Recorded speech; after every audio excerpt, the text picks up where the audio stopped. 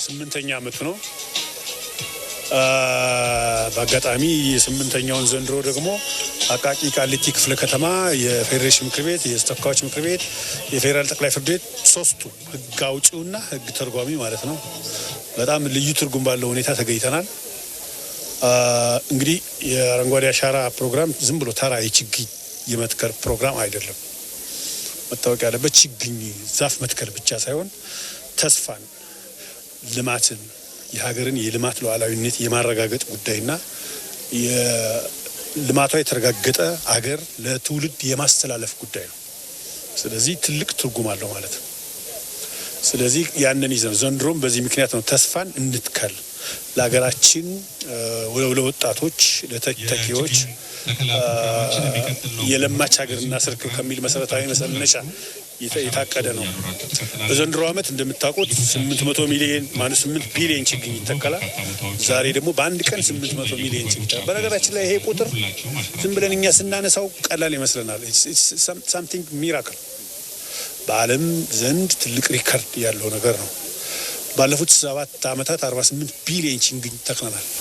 ይሄን ያሳካ አገር በዓለም የለም። ባለፉት ዓመታት በኢትዮጵያ ውስጥ የተካሄደው የችግኝ ተከላ ፕሮግራም ምን ለውጥ አመጣ ነው? በወሳኝነት አንደኛ የህዝብ ተሳትፎን በከፍተኛ ደረጃ ያረጋግጧል። በከፍተኛ ደረጃ።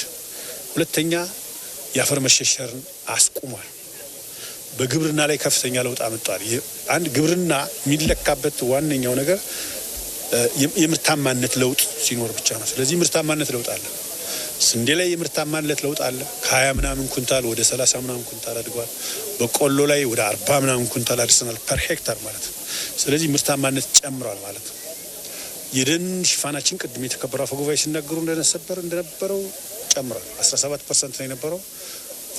የዛሬ 2 ዓመት በተደረገ ቆጠራ የሳተላይት ቆጠራ ዓለም ያረጋገጠው የኢትዮጵያ የደን ሽፋን በተጨባጭ 23.6 ሆኗል። ይሄ ትልቅ ነገር። ምናልባት ዘንድሮ ይጨምራል። አምና ተክለና አልተቆጠረም። ዘንድሮ ተክለን እየተተከለ ነው፣ አልተቆጠረም። ስለዚህ ቁጥሩ ከፍ ይላል ማለት ነው። ይሄ ነው በአጠቃላይ ምን ተክለው ችግኝ ደግሞ ኢኮኖሚያዊ ጠቀሜታ ላይ ባላቸው ጉዳዮች ላይ ትኩረት አድርገን እየሰራ ነው። ለምሳሌ ቡና ላይ ትኩረት አድርገን እየሰራ ነው። ዘንድሮ ቡና ላይ ትኩረት አድርገን በመስራታችን በአሁኑ ሰዓት ኢትዮጵያ ውስጥ ወደ 1.5 ሚሊዮን ሄክታር 1.4 and 1.5 ሚሊዮን ሄክታር መሬት በቡና ተሸፍኗል። ስለዚህ የቡና ኤክስፖርታችን ጨምሯል ማለት ነው። ከአሁን በፊት የኢትዮጵያ የቡና ኤክስፖርት እዚህ ግባ የሚባል አልነበረም። የኢትዮጵያ የቡና ኤክስፖርት በአሁኑ ሰዓት 3+ ቢሊዮን ሆኗል። ይሄ ትልቅ ነገር ነው። ኢትዮጵያ በአትክልትና ፍራፍሬ ልማት አትታወቅም። እኛ ዛሬ በአፍሪካ ሜጀር ኤክስፖርተር ተብለን አቮካዶ ኤክስፖርት እናደርጋለን። ስለዚህ እንዲህ አይነት ነገር እየመጣ ነው። አካባቢ ተለውጧል። ወንዞች ተሻሽለዋል። አንዳንድ አካባቢዎች ላይ ያው ብዙዎቻችን ኢትዮጵያውያን ስለሆነ እናውቃለን። የደረቁ ወንዞች፣ የደረቁ ሐይቆች፣ የደረቁ ተፋሰሶች እንትን ብለዋል። ለምን ማለት የእንስሳት ማድለብ የእንስሳት ሀብት ልማት በጣም ተሻሽለዋል። የወተት ምርት ከጊዜ ወደ ጊዜ እየጨመረ መጥቷል። ይሄ አረንጓዴ አሻራ ያረጋግጠልን ነው ማለት ነው። ስለዚህ በወሳኝነት በሀገራችን ውስጥ ተስፋን ሊያረጋግጥ የሚችል ልማት እያረጋገጠ ነው።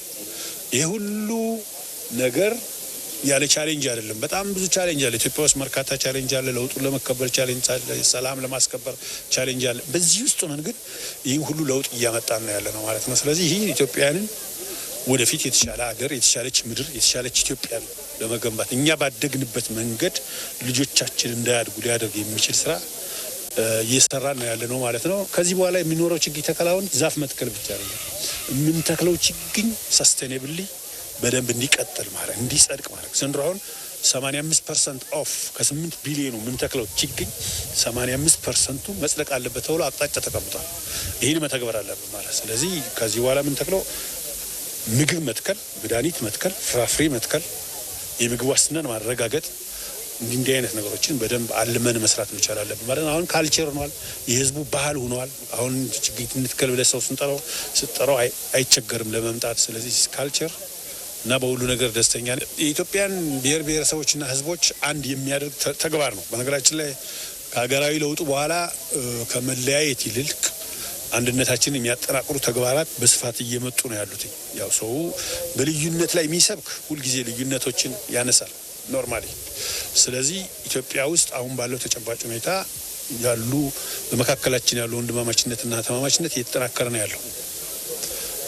ይሄ ደግሞ እንዲህ አይነት የአረንጓዴ አሻራ ፕሮግራም በሀገር ደረጃ እንደ አንድ መርሃ ግብር ታቅዶ ሲፈጸም በህዝቦች መካከል ወንድማማችነትና እህትማማችነትን የሚያጠናክር ስራ ይሰራ ነው። ያያችሁት ነው። አሁን ከተለያየ ዲፈረንት ኮርነር ኦፍ የኢትዮጵያ አካባቢ ያለ ሰው ነው። ስለዚህ ቋንቋ አይለየውም፣ ማንነት አይለየውም። ይሄ ስራ ኢትዮጵያን የማልማት አጀንዳ ስለሆነ ሁሉም ሰው በጋራ የሚሰራው ስራ ነው። ይሄ በጣም ትልቅ ነገር ነው።